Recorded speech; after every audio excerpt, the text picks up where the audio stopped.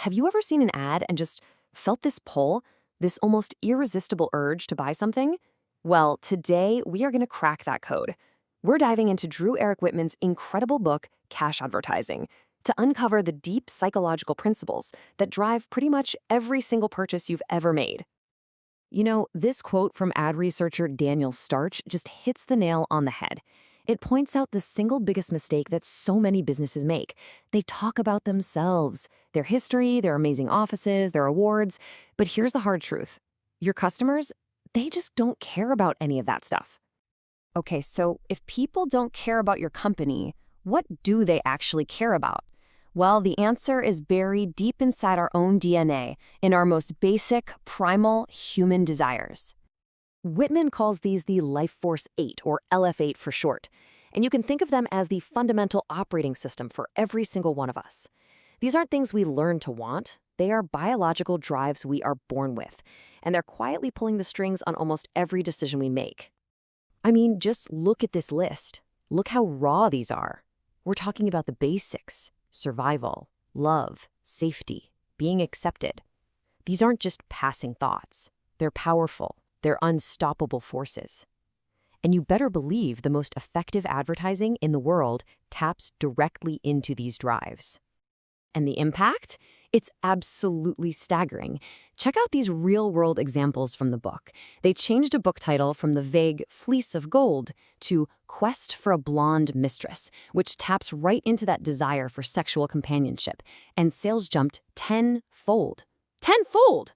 From 5,000 copies to 50,000. That is the power of the LF8. All right, so we get what these primal drives are, but the big question is, how do advertisers actually activate them? Well, the book breaks it down into 3 incredibly powerful psychological triggers that do exactly that. First up is a big one: fear. It's one of the most powerful triggers there is because it connects directly to our deepest need for survival, for freedom from pain and danger. When fear kicks in, it grabs our immediate and undivided attention. Oh, that's just gross. But it's a perfect example, right? An ad like this creates a problem you didn't even know you had. It plants a seed of fear or disgust, and all of a sudden you're looking at your pillow very, very differently. The solution? Of course, it's the special anti-mite pillow cover they just happen to be selling. Problem, fear, solution. It's simple, and it is brutally effective.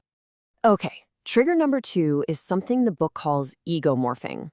This one taps directly into our primal desire to be superior, to win, to feel important, and to get that all-important social approval. Just think about any ad for a luxury car, a fancy watch, or an expensive perfume. They're not really selling you leather seats or complex mechanics, are they? No, they're selling an image. They're selling the idea that if you buy their product, you will become more attractive, more successful, more desirable. You basically get to morph your ego into this better version of yourself. And our third trigger is scarcity. This is an incredibly powerful motivator because it plays on our deep, deep fear of loss. We are just hardwired as humans to want things more when we think we can't have them. You know, the really crucial thing here is that without a deadline, we all procrastinate. It's just human nature, right? We'll put it off till tomorrow. But phrases like these create a sense of urgency. They overcome that natural tendency to wait by forcing us to act now, or risk losing out forever. It pushes you to make a decision and drives those sales immediately. So we've got our primal drives. We've got the psychological triggers that light them up. But there is one final massive principle that every single ad has to obey if it wants to be successful. And this is it. These are probably the 4 most important words in all of advertising. What's in it for me? You can call it WIIFM for short. Every single potential customer, every time they see an ad, is subconsciously asking this exact question. And if your message doesn't answer it and answer it fast, it's failed. And this, right here, is where so many ads just completely miss the mark. They try to sell features instead of benefits. A feature is what the product is. It has a 500-sheet paper tray. Okay, so what? The benefit is what it does for you. You don't have to get up and fill the stupid paper tray as often.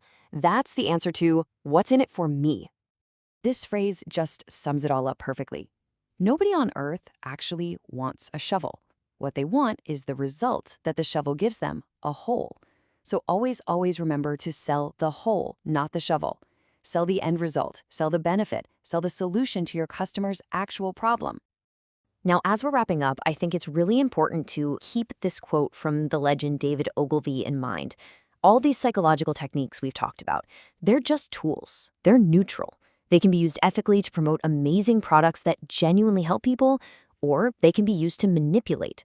The choice really is up to the advertiser. So here's a final thought I want to leave you with. The next time you see a commercial on TV or you're scrolling past an ad online, just stop for a second and look a little closer. Because now that you know the code, I have a feeling you're going to start seeing these principles at play absolutely everywhere.